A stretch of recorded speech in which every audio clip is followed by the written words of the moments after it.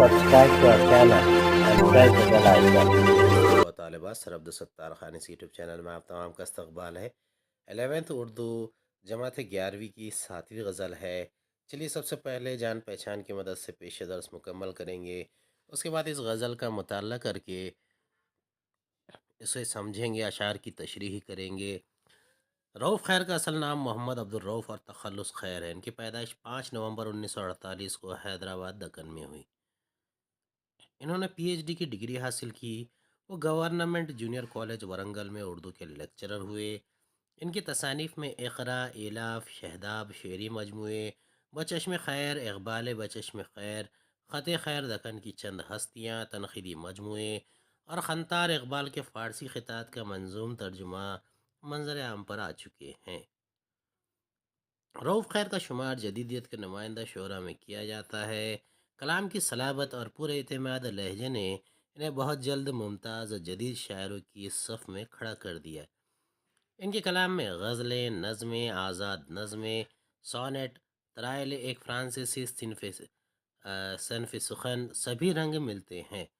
جس شعر میں شاعر اپنی شاعری یا اپنی ذات کے بارے میں فخر کا اظہار کرتا ہے اسے تعلیق کہتے ہیں۔ اس غزل میں تعلیق کی مثالیں موجود ہیں۔ چلیے اس کو پڑھتے ہیں اور اس کے بعد میں اس کے اشعار کی تشریح کریں گے۔ جنوں پسند حریف خرد تو ہم بھی ہیں، جنوں پسند حریف خرد تو ہم بھی ہیں، عدو جو نیک نہیں ہے تو بد تو ہم بھی ہیں، عدو جو نیک نہیں ہے تو بد تو ہم بھی ہیں۔ پہلا شعر ہے جنوں پسند حریف خرد تو ہم بھی ہیں۔ جنوں پسند کے معنی ہوتے ہیں جنون کو پسند کرنے والا، حریف خرد یعنی عقل کے دشمن، عدو جو نیک نہیں ہے تو بد تو ہم بھی ہے۔ اب اس شعر میں شاعر کہتا ہے کہ ہم بھی جنوں پسند اور حریف خرد ہیں، یعنی عدو یعنی دشمن، عداوت کرنے والا۔ شاعر دوست کو چیلنج کرتے ہوئے کہتا ہے کہ وہ اس کی شرافت کا غلط مطلب نہ نکالے، وہ سیدھے کے ساتھ سیدھا تو ٹیڑھے کے ساتھ ٹیڑھا ہے، مزاجن وہ جنون کو پسند کرتا ہے اور عقل کا غلام نہیں ہے۔ لہذا دوست شاعر کے تئیں اپنی غلط فہمی کو درست کر لے اور اس کے ساتھ صحیح سیدھا رویہ اختیار کرے۔ لیکن یہاں مخاطب دوست کے علاوہ کوئی مخالف قوت بھی ہو سکتی ہے، جیسے بادشاہ، حکمراں وغیرہ۔ ہزار صفر صحیح ایک عدو تو ہم بھی ہے، ہزار صفر صحیح ایک عدو تو ہم بھی ہیں، تمہارے ساتھ ازل تا ابد تو ہم بھی ہیں۔ اب یہاں پر اس شعر میں شاعر کہتا ہے کہ ہر چند کے ہم صفر ہے، کچھ بھی نہیں ہیں، لیکن ایک عدد تو ہے اور تمہارے ساتھ ازل سے ابد تک ہم رہیں گے۔ اب صفر جو ہے وہ حساب کا وہ نقطہ ہے جو عدد کی دائیں جانب سے ہونے کی اس کی قیمت بڑھا دیتا ہے، بائیں جانب آنے سے کچھ قیمت نہیں پاتا۔ صفر بھی ایک عدد ہے، منفی سے بڑا ہے۔ اب قیمت میں ریاضی کے اصولوں کے مطابق صفر کے بغیر آگے کے کام ناممکن ہے۔ اب یہاں پر شاعر کہتا ہے کہ اس کی حالت لاکھ صفر ہی صحیح، لیکن وہ حساب کا ایک بہت بڑا اہم حصہ ہے اور یہ حیثیت کچھ کم نہیں ہے، اسی لیے دوست کو چاہیے کہ اس کی قدر کرے، اسے بے حیثیت و بے قیمت نہ سمجھے، اور ویسے بھی وہ اس دوست کے ساتھ شروع سے آخر تک رہے گا۔ اگر وہ نہ بھی رہی تو اس کا نام تو بہرحال اس کے ساتھ وابستہ رہے گا۔ اب اتنا ناز سمندر مزاجیوں پہ نہ کر، اب اتنا ناز سمندر مزاجیوں پہ نہ کر، کہ اپنے آپ میں ایک جزر و مد تو ہم بھی ہیں۔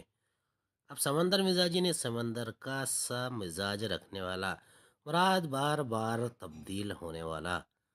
اب اس میں شاعر کہتا ہے اب اتنا ناز سمندر مزاجیوں پہ نہ کر۔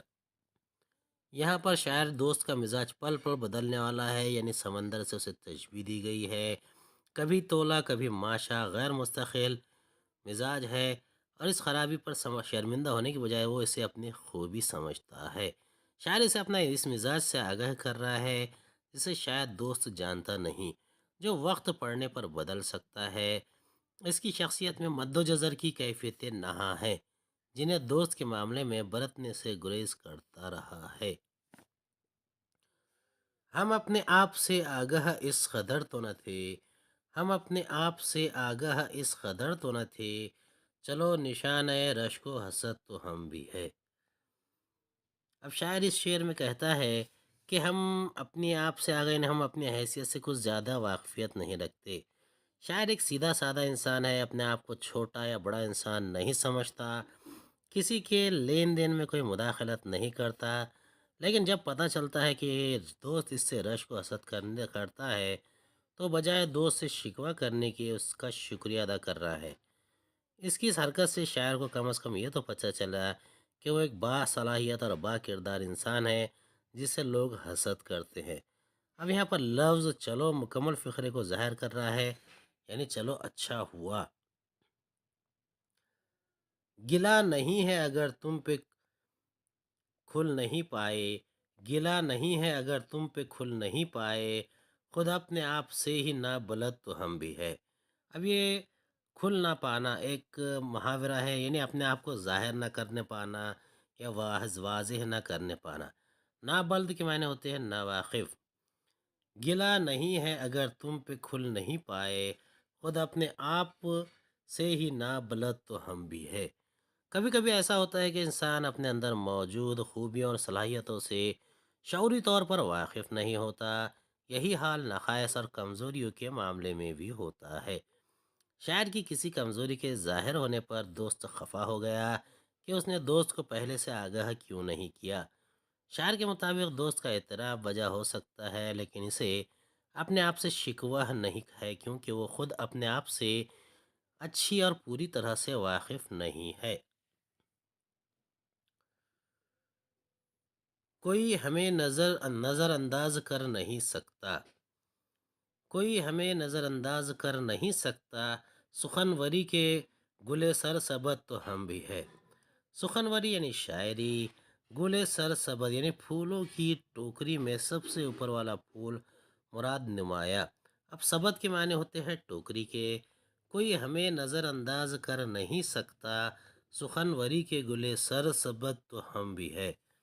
شاعر کو اپنی اعلیٰ لیاقتوں، اپنے صلاحیتوں کا پورا شعور ہے۔ وہ یہ جانتا ہے کہ اس معاملے میں وہ دیگر لوگوں سے بہتر اور نمایاں ہے۔ اپنے اس پختہ احساس کی بدولت اسے یقین ہے کہ محفل میں اسے نظر انداز نہیں کیا جائے گا اور کوئی بھی اسے نگاہ سے گرانے کی جرات نہیں کرے گا۔ اس شعر میں تعلی کا اظہار ہوا ہے کیونکہ شاعر نے اپنی شاعری کے بارے میں فخر کو ظاہر کیا ہے۔ یہاں اس نے خود کو سخنوری کا گل سرسبد کہا ہے، جس کا مطلب ہے شاعری کے ٹوکرے کا سب سے نمایاں پھول۔